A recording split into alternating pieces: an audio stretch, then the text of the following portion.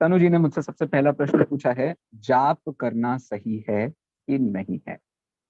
तो अब आप सबको पता है कि हम सब प्रमाण पूर्वक नयों को जानते हैं और स्यादवादी लोग हैं। तो अब इसका उपाय समझिए। अ, आप सबने यदि न्याय का कोई ग्रंथ पढ़ा होगा, मेरे ख्याल से परमागम मॉडल में परीक्षा मुख है ही। परीक्षा मुख में उन्होंने प्रमाण का स्वरूप बताते हुए पहला सेंटेंस लिखा है, स्वापूर्वार्थ व्यवसायत्मकम ज्ञानम प्रमाण। इसमें मुझे सेकंड वर्ड पर आपको ध्यान दिलाना है, अपूर्व। प्रमाण कैसा होता है? तो अपूर्व होता है। अब यदि जाप में आप बार बार सिर्फ इतना ही काम कर रहे हो, मैं अरहंत हूं, मैं अरहंत हूं, मैं अरहंत हूं, मैं अरहंत हूं, मैं सिद्ध हूं, मैं सिद्ध हूं, मैं सिद्ध हूं, तो ये अपूर्व नहीं हुआ, ये गृहीत ग्राही हुआ। और गृहीत ग्राही ज्ञान को अप्रमाण कहते हैं, और अप्रमाण कभी सम्यक दर्शन का साधन नहीं हो सकता। पॉइंट में ख्याल है मैं कहाँ गया, कितने दूर गया मैं? बट फाइन, ये ध्यान देना जरूरी है कि जाप का मतलब क्या होता है। जाप का मतलब ये होता है, जो एक सतत सविकल्प भेद विज्ञान की धारा ज्ञानी के जीवन में चलती है हर प्रसंग से। लाइफ में कुछ हुआ, हमें गुस्सा आ गया। लाइफ में कुछ हुआ, हमें मान चढ़ गया। लाइफ में कुछ हुआ, हमें। अब इन सारी परिस्थितियों में क्या करें? इन सारी परिस्थितियों में ये विचार करो, तुम कौन हो, कहाँ से आए हो, और कहाँ जाना है। तो आपने क्या किया? मैं अरहंत हूं, इसका विचार किया। सेकंड टाइम पर फिर वही हुआ, फिर आपने यही काम किया, मैं अरहंत हूँ। थर्ड टाइम कुछ हुआ, फिर आपने विचार किया, मैं अरहंत हूँ, मैं अरहंत हूँ, अरहंत छोड़ो। आप लोग तो सब पर्याय को बेकार समझते हो ना, तो जाने दो। शुद्धात्मा, मैं शुद्धात्मा हूँ, शुद्धात्मा हूँ, शुद्धात्मा हूँ, शुद्धात्मा हूँ। ये सारा जो चैप्टर चल रहा है बार बार, ये कब विचार करना है? तो ये हर समय सतत सविकल्प भेद विज्ञान की धारा चलती है ज्ञानी जीव के चित्त में।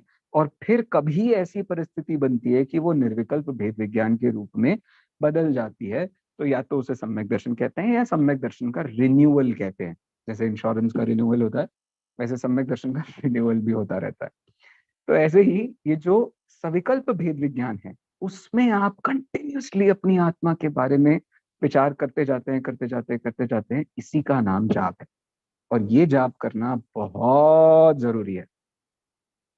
इसलिए बस 5 मिनट 7 मिनट मंदिर में बैठे, हमने 108 का नियम लिया था कि भैया हमको 108 बार कोई चीज पढ़नी है, उसको हमने जाप समझा था, और दिन भर हम वो जाप करते हैं।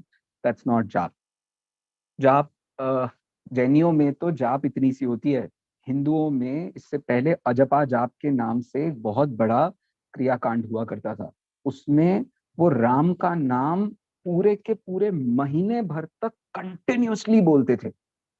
कंटिन्यूअसली, सुबह दोपहर शाम रात। यहाँ तक कि सपने में भी यदि कहीं विकल्प टूटा है, तो राम राम राम राम राम राम चालू रहता था। जैनी तो सारे दिखावाबाजी लोग हैं। सॉरी। अरे नहीं भाई, सही, हम ऐसी बातें नहीं करते।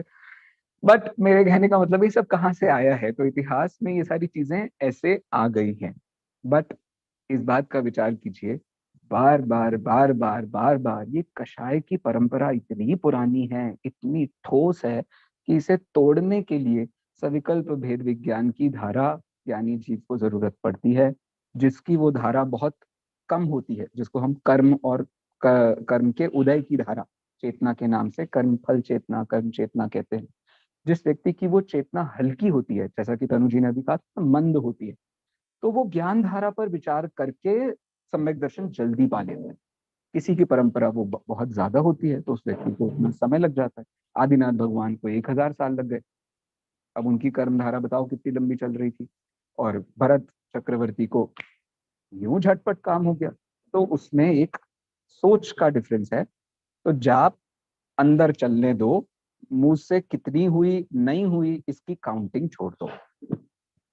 ठीक है।